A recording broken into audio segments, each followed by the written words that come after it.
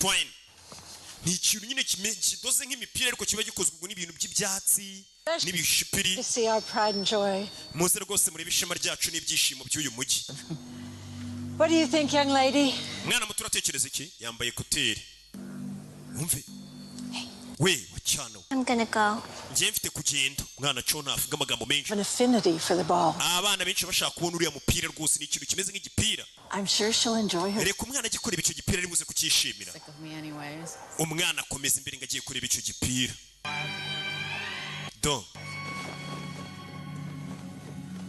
Dore igipira aje kureba. Mwana ni kinini shawo. Urakaza neza muri Francis. America's largest ball of twine. Uru rugo rwa Amerika rufite ball of twine nini rutizinda ariyo yingi ubona. It weighs almost 20,000. Ipima hafi amapaundi 20. 14 feet. Igapima feet 14 ni iki gitwine mbona hano. Modern marble, wound from sisal, or as our farmers call it, baler's twine. Abenshi babyita ngo ni baler's twine. Ordinary folks saw simple string. Abantu basanzwe babona nk'imigozi zirikanyirije. Ariko Mr. Clora we yabonyemo nk'ibintu bishoboka. A doting father created the bowl as a memorial. Umwana kuri ifoto imanitse hano, umugabo wakoze kino gipira kirana kakidoda, umwana we yasaga nk'aka kana kari hano. Umwana yibonye mu ifoto, kandi mbwa uyu mujyi umugabo yarapfuye nakoze kino kintu kera. Ribano. Hello? Mwana arabari harabo ari kumva bavuga. Ni mundi mujyi. Umujyi abantu ngo bazi ubabo cya ball of twine kiza cyane. Yumva amajwi y'abana baseka. Yumva amajwi y'abana bavuga. Baseka hano. Ekuterize hari cyazi kuruye. Dore kuterize mwana kurikire kuterize. Dore kuterize, dore kuteri. Dore kuteri. Hayiye koko. Kuterize injiramo indani. Ibi ntabwo bisekeje. Kuteriza umwana twawe niki?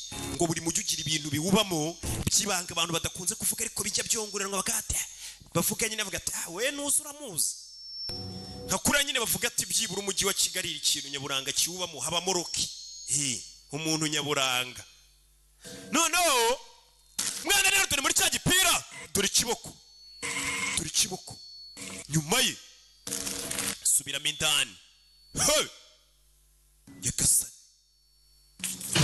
Mwana rero ari byamukuruye imigozi iramufata katurare umwana bamwinjiza muri ball of twine. Gutyo twabuze umwana tubone kuteri. So, where are you from? Nese uturuka he? Overland Park. Overland Park. Originally. Ndavuga wavukiye.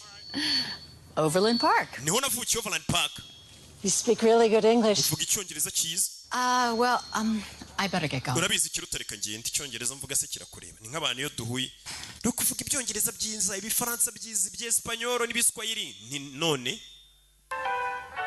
se nyine none. Come on. Welcome to Francis. Urakaza neza muri Francis, Kansas. America's largest ball of twine. Urugo rwa Amerika rufite ball of twine nini kurusha izindi umwana icyamumizi twakibonye ngo ni ikintu nyaburanga. And stands at 14 feet tall. Rocker, a dote. Ibyo bari kuvuga ni bya bindi umwana n'ubundi winjiramo no byisubiramo.